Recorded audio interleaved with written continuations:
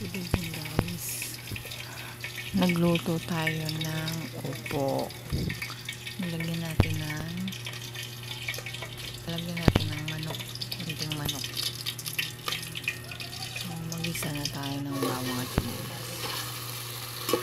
At ilagay na natin ang ating manok. Nilagyan ng konting oyster sauce.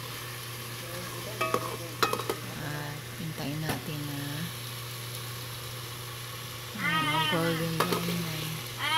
Nilagyan natin ng iginisa ko na rin yung upo dyan, tapos inamon ko para mamaya pag lumambot yung manok at kumulo yung sabaw, pwede na natin isawag ang ating upo. So para lumasa po yung oyster sauce sa gulay, hinalo ko muna siya, hinalo sa kakunahon. Mamaya pagkulo ng ating sabaw, saka natin ilalagay ang ating upo ulit. Ayan ang version ko sa pagluto ng upo guys. So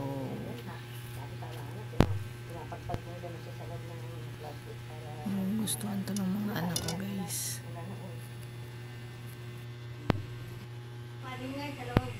Ayan, kulo ng ating sabaw.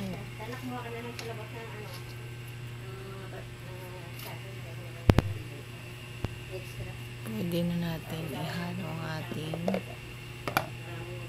inahon na upo kanina. So kulong-kulo na yung sabaw guys. Ihalo na natin yung upo.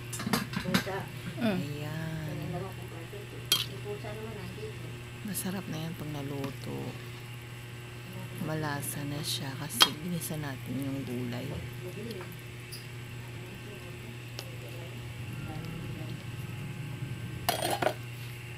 Okay, paparisan nga natin ng sap-sap yan guys. Yung tuyo na sap. Thank you for watching guys. God bless you all.